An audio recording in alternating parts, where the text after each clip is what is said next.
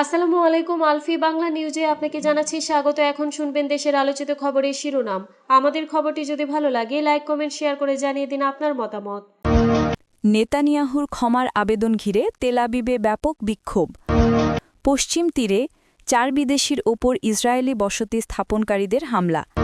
প্রেসিডেন্টের পদত্যাগের দাবিতে ফিলিপিন্সে বিক্ষোভ। ভারতীয় সংবাদ মাধ্যমে ইমরানের বোন কেন সাক্ষাৎকার দিলেন, ক্ষুব্ধ পাকিস্তান সরকার।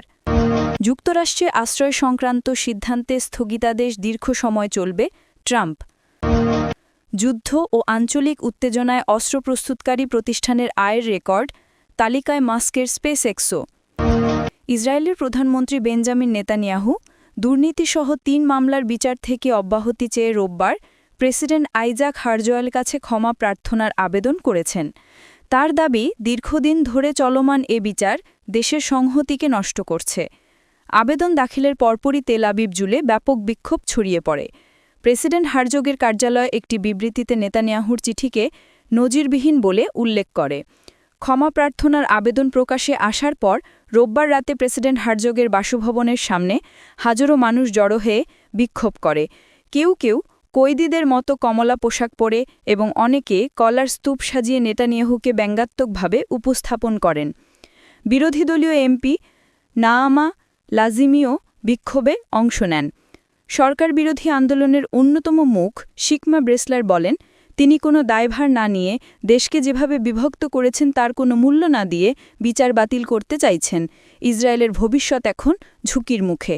প্রেসিডেন্টের দপ্তর জানায়, নেতানিয়াহুর আইনজীবীদের পাঠানো ক্ষমার অনুরোধ তারা পেয়েছে এবং তা প্রকাশও করেছে।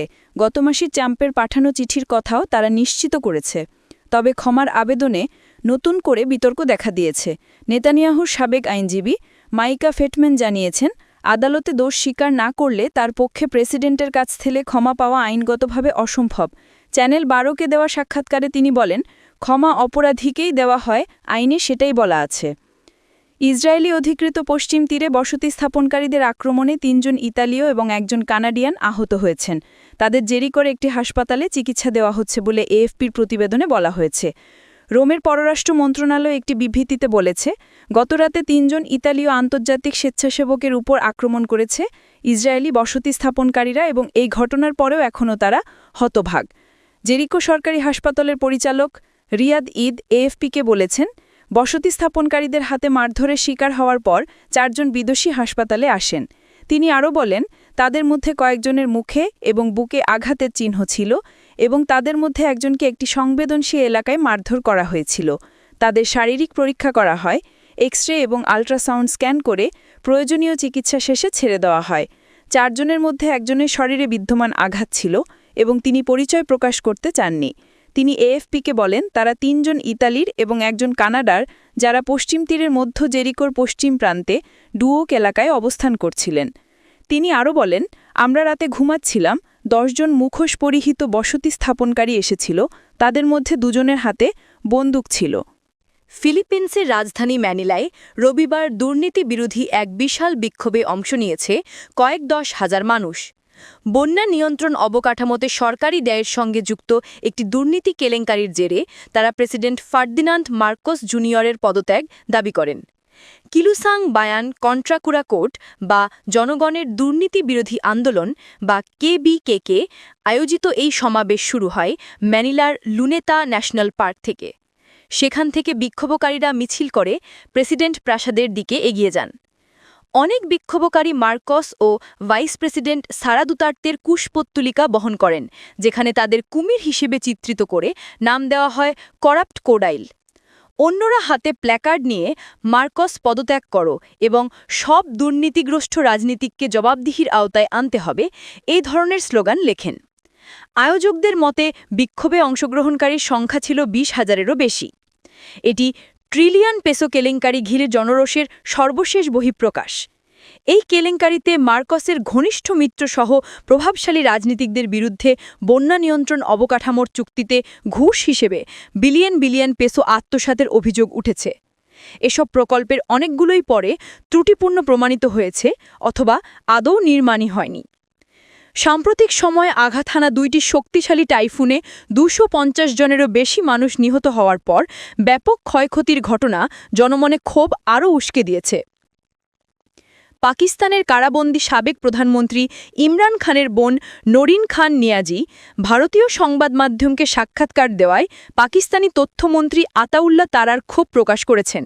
তার অভিযোগ, ওই সাক্ষাৎকারী ইমরানের বোন পাকিস্তানের সুনাম ক্ষুণ্ণ করেছেন, অথচ তিনি আঞ্চলিক সমস্যাগুলো নিয়ে কথা বলেননি বা ভারতীয় নেতৃত্বের সমালোচনা করেননি।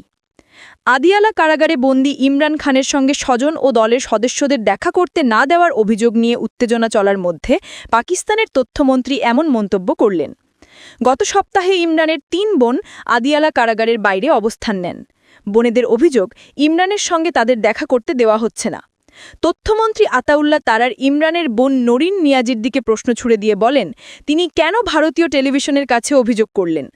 ভারতের মুসলিমদের দুর্দশা বা কাশ্মীর নিয়ে বিরোধের প্রসঙ্গে কথা না বলে কেন তিনি তাদের কাছে নিজেদের ভুক্তভোগী হিসেবে উপস্থাপন করলেন? তারার বলেন, যারা ভারতীয় টেলিভিশনে গিয়ে পাকিস্তানের মানহানি করে তাদের লজ্জা হওয়া উচিত। নরিন খান নিয়াজি যে ভারতীয় টেলিভিশনকে সাক্ষাৎকার দিয়েছেন, সেখানে কি তিনি মোদির নিন্দা করেছেন? মন্ত্রী আরও বলেন, আপনাদের ধিক্কার জানাই যে আপনারা ভারতীয় টেলিভিশনে গিয়ে দখলকৃত কাশ্মীর মার্কাই হক শহীদদের কথা বললেন না। আপনারা শুধু দুর্নীতি মামলায় জড়িত বন্দির পীড়িত হবার কথা বলে কান্নাকাটি করলেন।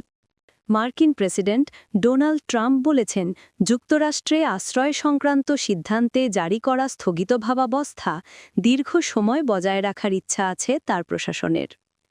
সম্প্রতি হোয়াইট হাউসের কাছে ন্যাশনাল গার্ডের 2 সদস্যকে গুলির ঘটনার পর অভিবাসন প্রত্যাশীদের আশ্রয় সংক্রান্ত সব সিদ্ধান্ত স্থগিত করা হয়।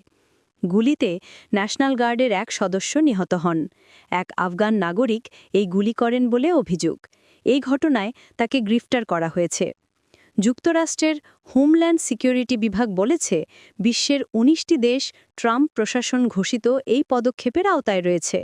দেশগুলো আগে থেকেই যুক্তরাষ্ট্রের ভ্রমণ সংক্রান্ত কঠোর বিধিনিষেধের মধ্যে আছে। কতদিন এই স্থগিতাবস্থা চলবে তা সুনির্দিষ্ট করে জানতে চাইলে ট্রাম্প বলেন, কোনো সময়সীমা তার মাথায় নেই। ট্রাম্প আরও বলেন, আমরা ওই লোকদের চাই না। জানেন কেন চাই না? কারণ তাদের অনেকেই ভালো নয় এবং তাদের আমাদের দেশে থাকা উচিত নয়। ওয়াশিংটনে গত 26শে নভেম্বরের ওই গুলির ঘটনার পরই ট্রাম্প প্রশাসন অভিবাসন প্রত্যাশীদের যুক্তরাষ্ট্রে আশ্রয় দেওয়া সংক্রান্ত সব সিদ্ধান্ত স্থগিত করে। গুলির ঘটনায় 20 বছর বয়সী গার্ড সদস্য সারা বেকস্ট্রম নিহত হন। গার্ডের আরেক সদস্য গুরুতর আহত হন। গুলির ঘটনায় জড়িত থাকার অভিযোগে 29 বছর বয়সী আফগান নাগরিক রাহমানুল্লাহ লাকানওয়ালকে গ্রেফতার করা হয়। তার বিরুদ্ধে প্রথম ডিগ্রি হত্যার অভিযোগ আনা হয়েছে। আফগানিস্তানে মার্কিন গোয়েন্দা সংস্থা CIA সমর্থিত যে বাহিনী তালেবানের বিরুদ্ধে লড়াই করেছিল, তার সদস্য ছিলেন লাকানওয়াল। 2021 সালে মার্কিন সেনা প্রত্যাহার করার পর চালু হওয়া একটি পুনর্বাসন কর্মসূচির আওতায় তিনি যুক্তরাষ্ট্রে প্রবেশের সুযোগ পান। বিশ্বের সবচেয়ে বড় 100 অস্ত্র উৎপাদনকারী প্রতিষ্ঠান গত বছর অস্ত্র ও